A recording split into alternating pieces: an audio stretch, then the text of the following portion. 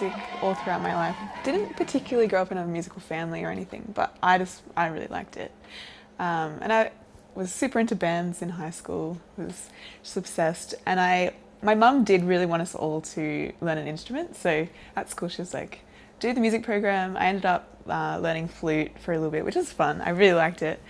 But as a kid, you kind of like, oh, like this classical instrument, it's so like, I don't know, I didn't think it was very cool, so I stopped doing that. But now I have the most biggest regret because I'm like, I could have been so good at flute. But anyway, I went through, kind of like dropped all my instruments, and I was just kind of looking for a way that I could get into music, but didn't really have any like musical skill. And I was always making playlists and cataloguing music, I guess. And then I realized that with DJing, I could actually use that skill of digging and just always looking for music and still have a part of the creative expression be mine as well. So yeah, it was a bit of just being lost but still like wanting to be involved, and then realizing that I had something that I could add to the conversation, I guess, as well. There's been a lot of like really big gigs that I've done which have been so fun and exhilarating, and then the other things that have been really, really fun have been just kind of small things with friends where maybe it's not even the best mixing you've ever done, but you just feel that it's the funnest kind of thing that you've played just purely based on the people around. So it's a mixture of both. I think when I did my boiler room, it was the most hectic, it was such a chaotic and fun and exhilarating time, and that's probably one of my favorite gigs, just purely based on like how huge it was.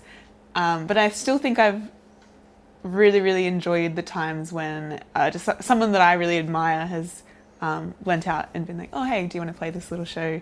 And then all these like friends are around that make it really special as well. Recently, one of my favourite gigs was when Heavenly and Vibe Positive did something at the Factory Theatre. It was like one of the first gigs back from lockdown, so I think people were just really, really excited to dance, and I love playing outside, so it was just ticked all the boxes in that respect. I definitely feel like, not that I didn't have a community when I was like growing up, but because I grew up South Coast, New South Wales, so it was very much I had a really tight-knit group of friends who I felt really safe with at all times, but then just like going out in like a broader sense, there wasn't really any queer events or any places where I just saw people out doing their thing, just being openly queer and celebrating it, but also feeling safe and supported.